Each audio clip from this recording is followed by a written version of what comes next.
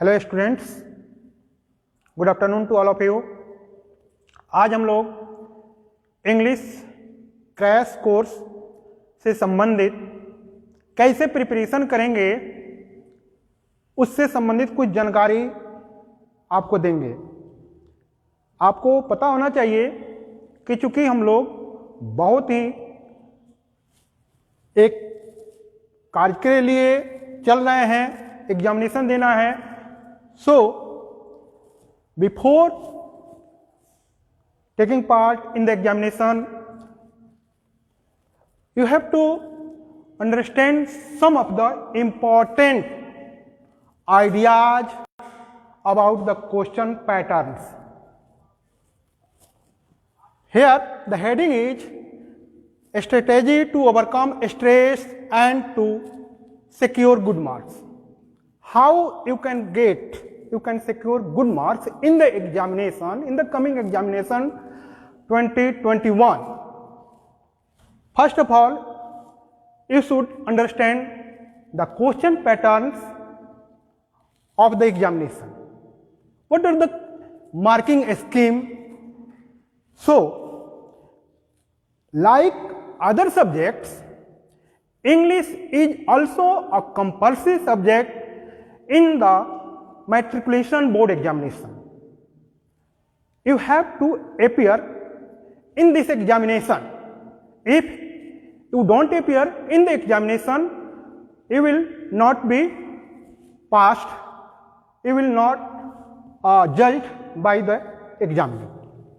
So, first of all, देखते हैं कि किस तरीके का क्वेश्चन पैटर्न होता है। तो our question is divided into two sections.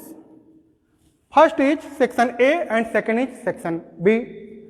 Section A is objective type questions and section B is descriptive type questions, and both section A and section B contains 50 marks each. सबसे पहले बात कर लेते हैं section A में जो हमारा objective question होता है, it will be provided OMR sheet in your examination hall. And इसको ध्यान रखना जरूरी है कि OMR शीट में आप ठीक ढंग से उसको डार्केन करें ताकि आपका मार्क्स मिल सके। Otherwise if you are not darkening properly, if you are darkening 2 or more than 2 ovals, then your marks will not be given. एक से ज्यादा में आपको डार्कनिंग नहीं करना है। दूसरी बात, अगर बाय द वे गलती हो भी जाती है तो आपको व्हाइटनर, ब्लेड या फिर उसको मिटाकर दूसरा रंगने की जरूरत नहीं है, क्योंकि एक बार जो गलती हो गया वो हो गया। तो after completion of this OMR sheet examination, पहले आपको OMR शीट मिलेगा, आप OMR शीट का एग्जामिनेशन दे देंगे एंड देयर आफ्टर आपको फिर आंसर बुक मिलेगा। तो इसमें आपको there are 60 questions. Out of this 60 questions you have to opt only 50 questions. 50 question को आपको बनाना है। टोटल 60 क्वेश्चंस रहते हैं और इस 60 क्वेश्चंस में ईच क्वेश्चंस कैरी 1 मार्क्स, यानी 50 नंबर का हो गया। यहां पर एक बात और ध्यान देने वाली है कि question number 1 to 36 are from your prescribed text books.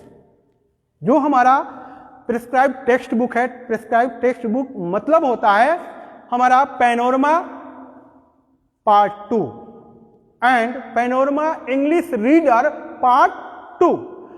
इस दोनों में प्रोज, पोएट्री से संबंधित जो क्वेश्चन होते हैं उस पर ऑब्जेक्टिव बेस्ड क्वेश्चन तैयार किए जाते हैं, जिसका 1 to 26 होता है and the rest from 37 to 60 questions are from grammar and translation और you can say from vocabs, वहां से आते हैं।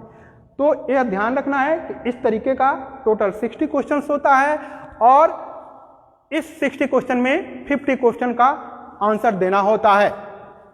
And after this you will be provided answer booklet, means you will submit the OMR sheet to the invigilator and after that you will be provided answer booklets। Answer booklets को भी ध्यान रखना है, अपना फोटो, रोल नंबर, वो सब कुछ printed रहता है, आपको अच्छी तरीके से मिला लेना चाहिए और पूरी तरह कंफर्म हो लेना चाहिए कि I am sitting on the right place. किसी दूसरे के सीट पर अगर बैठ गए तो फिर आपका मार्किंग नहीं हो पाएगा।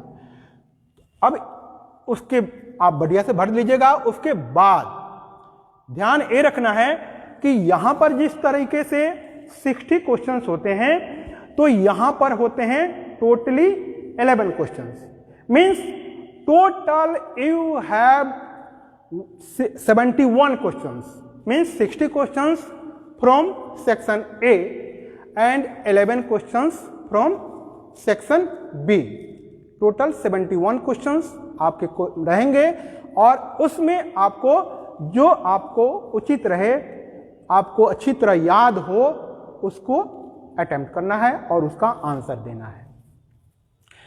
यहां पर बात करते हैं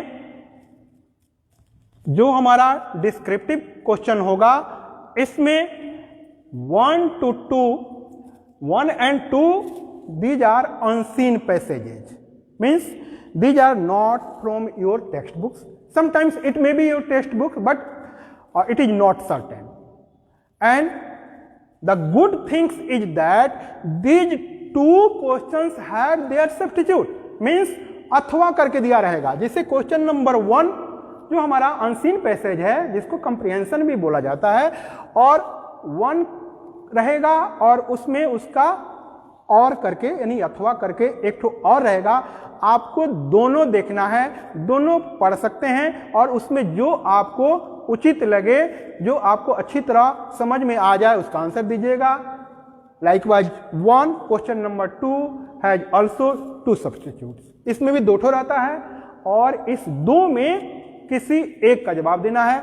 कुछ ये दोनों आपको अनसीन पैसेजेज होते हैं और both questions carries 7 marks each, दोनों 7-7 मार्क्स के होते हैं। तो इस तरीके से आप देख रहे हैं कि जो हमारा कंप्रिहेंशन है उसमें हमको 14 मार्क्स प्राप्त होता है और बड़ी आसानी से आपको प्राप्त होगा, क्योंकि इसमें जो 3 क्वेश्चन होता है वो 2 मार्क्स का होता है एंड 1 क्वेश्चन वो होता है 1 मार्क्स का।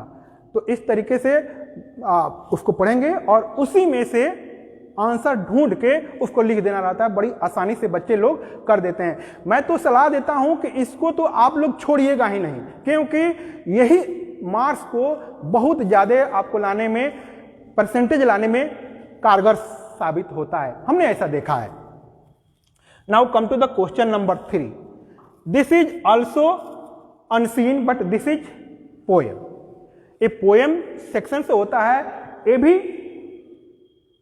आपके प्रिस्क्राइब बुक से भी हो सकता है, बाहर से भी हो सकता है और इसके साथ भी आपको आप अथवा में दिया रहेगा, यानी 2 दिया रहेगा।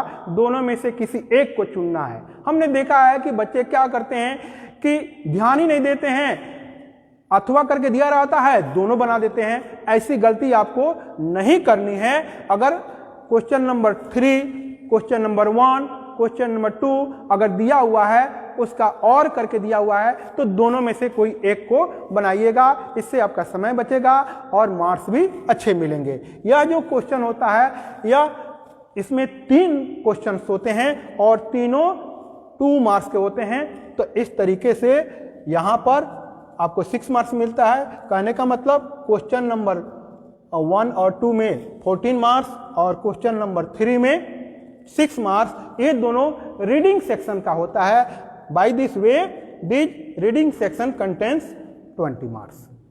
Now we are coming again on question number 4.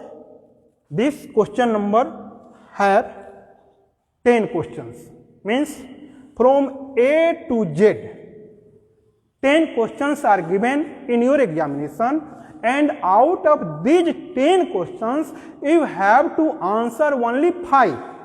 Read all questions and answer only those questions which you think that is very easy for you. जो आपको बहुत आसान लगे, जिसका आंसर आपको अच्छी तरह आता हो, उसी क्वेश्चन का आंसर आप दीजिएगा. These questions are also from your text books. आपका जो टेक्स्ट बुक है, text book means again I am telling, panorama English part 2, panorama English reader part 2, उसके पोएट्री सेक्शन से भी, प्रोज सेक्शन से भी यहां पर क्वेश्चन दिए जाते हैं. And these all questions contains 2 marks each, as you have to answer only 5 questions. So this question means question number 4 contains 10 marks. Now coming to the question number 5th. This question is a paragraph writing, and your paragraph writing will not be more than 60 to 70 words. 60 से 70 words में आपको देना होता है. And this question contains 5 marks. You have to keep in your mind that paragraph is very important. And as you see the previous questions, in the previous questions you find that there is a certain pattern on which questions are given in the paragraph writing, like related to your life. अगर आपके जीवन से संबंधित question पूछता है तो क्या पूछेगा जी? Hostel life, students life, your schooling life. Related to festivals, अगर फेस्टिवल से रिलेटेड होता है तो दुर्गा पूजा, दशहरा, होली या independence day, republic day. Again related to science and technology, science and technology से क्वेश्चन पूछेगा. तो दिस क्वेश्चंस उसमें क्या हो जाता है जी? Importance of science, science boon और curse, TV, computer, radio. Related to the famous personalities से भी क्वेश्चन कभी कभी पूछ देता है.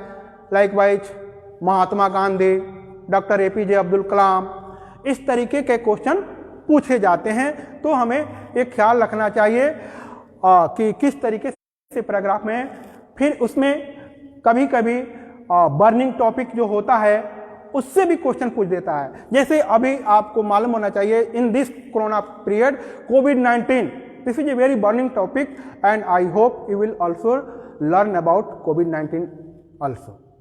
तो कोविड-19 या फिर टेररिज्म या फिर आपको ग्लोबल वार्मिंग लाइक क्वेश्चंस आपको पढ़ने चाहिए.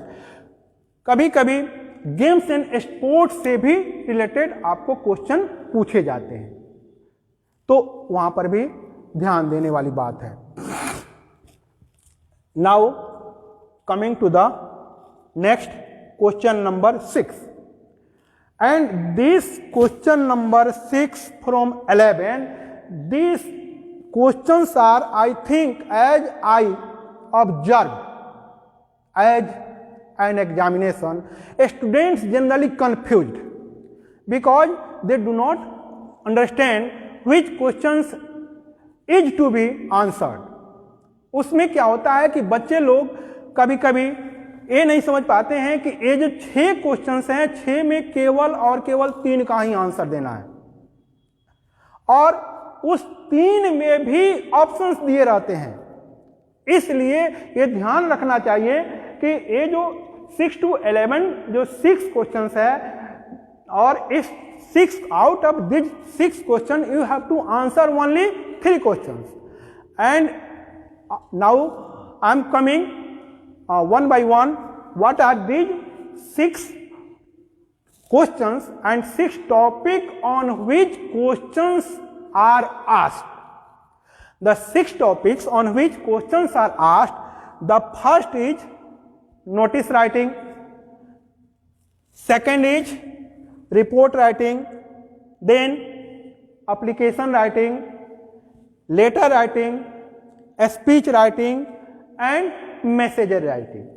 ये 6 डिफरेंट एस्पेक्ट्स हैं और इन डिफरेंट टॉपिक्स पर आपसे क्वेश्चन पूछे जाते हैं।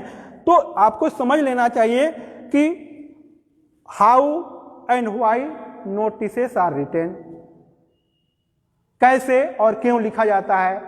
तो अगले क्लास में लास्ट क्लास में नोटिस की पढ़ाई हो गई है, लेटर की भी पढ़ाई हो गई है। आप अच्छी तरीके से उसको देखेंगे तो निश्चित रूप से आपको समझ में आ जाएगा कि how to write an application, how to write notices, how to understand about the comprehension. तो नोटिस, जैसे कि मान लीजिए आप स्कूल में किसी प्रकार का एनुअल एक्टिविटीज हो रहा है, कोई कल्चरल एक्टिविटीज हो रहा है, या किसी अन्य चीज के लिए मान लीजिए लॉस्ट एंड फाउंड, कोई चीज खो गया, या फिर इस तरह की कुछ बातें होती है, या फिर कुछ इस तरह की घटनाएं घटती है, तो उसके लिए हम लोग नोटिस लिखते हैं। नोटिस के लिए एक प्रॉपर फॉर्मेट होता है, जैसे वहां पर आप स्कूल के नोटिस बोर्ड पर चिपका दिया जाता है और सभी लोग उससे अवेयर हो जाते हैं। नोटिस मीन्स सूचना, all students are to be aware about that message, सबको सूचना मिल जाए, इसका उद्देश्य होता है इस नोटिस का।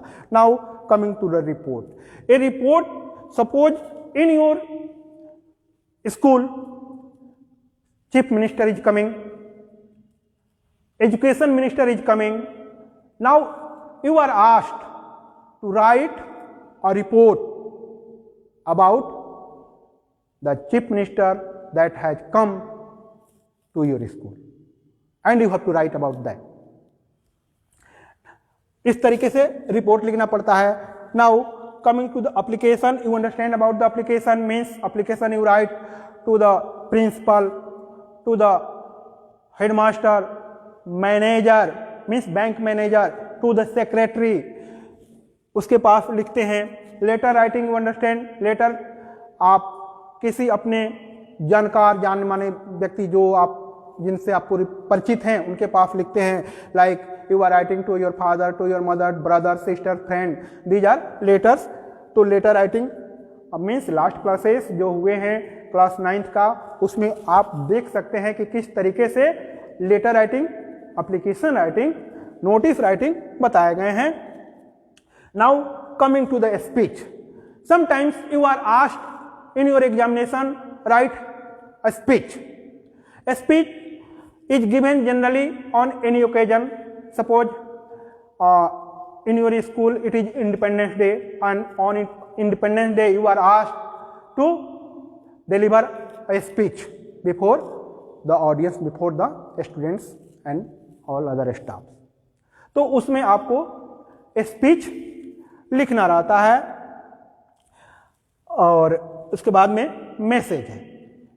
मैसेज भी हम लिखते हैं अपने भाई बहन या फिर किसी दूसरे का संवाद हम दूसरे तक पहुंचाते हैं। Suppose I am at house this time and a phone call has come of my brother's friend and he had given some message to me that he wanted to meet my brother and I have to go somewhere else. On that condition, I have to write a message for my brother that your friend wants to meet to you. मेरा भाई के लिए मैं message वहां पर लिखता हूं। तो बाय दिस वे हम देखते हैं कि पैराग्राफ का 5 मार्क्स होता है और फिर जो यहाँ पर क्वेश्चन नंबर 6 to 11 जो 6 क्वेश्चंस है इसमें केवल 3 का आंसर देना है और प्रत्येक क्वेश्चन 5 मार्क्स का होता है। तो इस तरीके से यहाँ पर 15 मार्क्स हो गया। तो इस तरीके से हम देखते हैं कि टोटल मार्क्स मेरा 50 मार्क्स हो गया। तो डिस्क्रिप्टिव एंड ऑब्जेक्टिव ये दोनों मिलाकर हमारा 50 मार्क्स और 50 मार्क्स 100 मार्क्स का हो गया। तो अगर हम सही ढंग से एक स्ट्रेटेजी बनाकर, हम एक पूरी रणनीति बढ़िया से बनाकर हम तैयारी करेंगे तो I think there will be no problem, और आपको स्ट्रेस तनाव में रहने की जरूरत नहीं है, because we are here for your kind cooperation. So don't worry about that, don't worry that we have not read in the corona period, so and for that we are here with crash course. So every day from 12 to 2 p.m. we will come with different subjects by different teachers, and we will try to overcome your stress, and we will help you in the different subjects. So thank you very much for today. In the next class, we'll start again from lesson 1.